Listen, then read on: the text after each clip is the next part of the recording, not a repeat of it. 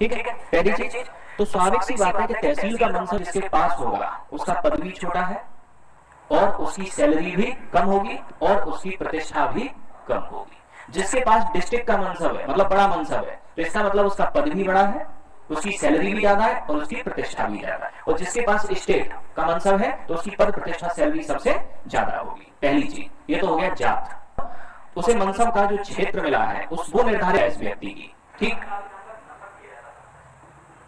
क्षेत्र के आधार पर नंबर ये होगा ना कि कितने क्षेत्र पे कर रहा है। ठीक, अभी नंबर की तो अपन बात ही नहीं कर रहे, अपन तो बात कर रहे हैं जात का मतलब क्या होता है।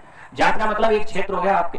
ठीक, तो तहसील का क्षेत्र है, स्वाभाविक सी बात है छोटा क्षेत्र, डिस्ट्रिक्ट का क्षेत्र है बड़ा क्षेत्र और स्टेट है तो बहुत बड़ा क्षेत्र। ये होता था आपके जात।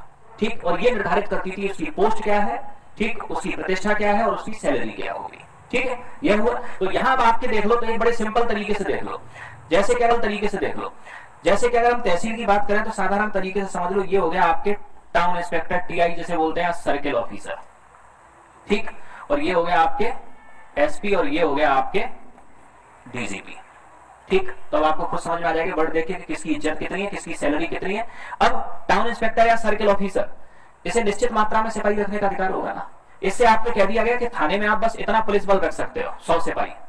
इससे आपको कह दिया गया आप थाने में कितना रख सकते हो, 10,000 सिपाही या 1,000 सिपाही। और डीजीपी, इससे आपके कम से कम 1 लाख का पुलिस बल। ठीक, तो इसका मतलब क्या हुआ, ये हो गई इनकी सवारों की संख्या। ठीक, सवारों की संख्या मतलब तहसील वाले मनसबदार से कहा चाहिए आपके पास हमेशा 100 घोड़े और उनपे 100 सैनिक। डिस्ट्रिक्ट का मनसब जिसके पास है उससे कहा गया 1000 घोड़े तुम पे हमेशा होने चाहिए। और डीजीपी से आपके जिसपे स्टेट का मनसब है उससे कहा गया 1 लाख घोड़े होने चाहिए। तो ये हो गई सवारों की संख्या। ठीक, तो मनसब का मतलब होता है पद अथवा श्रेणी। तो पद अथवा श्रेणी तो आप देख रहे हो, क्षेत्र के आधार पर कौन सा पद क्या होगा, किसकी रैंक क्या होगी। ठीक है, मनसबदारी व्यवस्था की शुरुआत की 1575 एडी में किसने, अकबर ने। अब यहाँ मनसबदारी में आपने देखा क्या मनसब दिया किसको जाता था, सैन्य अधिकारी। ठीक, सैन्य अधिकारी का मतलब कोई सेना का अधिकारी हो। नागरिक अधिकारी, नागरिक अधिकारी जो नागरिक सेवाएं देते हैं, जैसे कि आपके कोई पटवारी हुआ, कोई एसडीएम हुआ, कोई कलेक्टर हुआ, ये क्या हुए, नागरिक अधिकारी हुए। लेफ्टिनेंट कर्नल जनरल क्या हुए, ये सैन्य अधिकारी हुए। और उच्च वर्ग, उच्च वर्ग मतलब कोई प्रभावशाली व्यक्ति हुआ समाज में, पैसे वाला, अडानी अंबानी अमिताभ बच्चन टाइप, इन्हें भी मनसब दिए जा सकते हैं। ठीक है, इसके अलावा आपके कभी कभी आपके विदेशियों को भी मनसब देने के प्रमाण मिले, जैसे कि जहांगीर ने हॉकिंस को मनसब दिया था। ठीक है, अब यहाँ मनसब का निर्धारण, जात का मतलब क्या हुआ, उसे कौन सा क्षेत्र दिया जा रहा है ये निर्धारित करेगा कि उसकी पद प्रतिष्ठा या सैलरी क्या है। और सवार का मतलब उस व्यक्ति को घोड़े कितने रखने हैं। ठीक है, इसके बाद में नेक्स्ट आपके मनसबदारों को सैलरी। अब यहाँ आपके कहा गया कि या तो आप नगद ले लो या जमीन ले लो।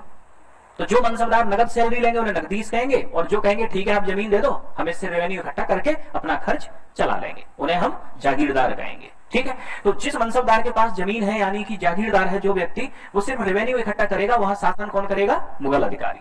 ठीक है, इसके बाद में सेना का एक जो सर्वोच्च सेनापति था इनका मीर बख्शी। तो मीर बख्शी आपके मनसबदारों का हिसाब किताब रखेगा। ठीक, कि ये उतने जानवर रखे भी हैं जितने इन्होंने लिखाए या नहीं रखे हैं, इनके सवारों का क्या करेगा, लेखा जोखा रखेगा। ठीक है, अब मनसबदारों की आपकी ये श्रेणी, अब ये यही समझ लो 100 से 500 का मतलब ये हो गया आपके कौन, टीआई या सर्किल ऑफिसर, ये हो गया कौन, एसपी, और ये हो गया कौन, डीजीपी।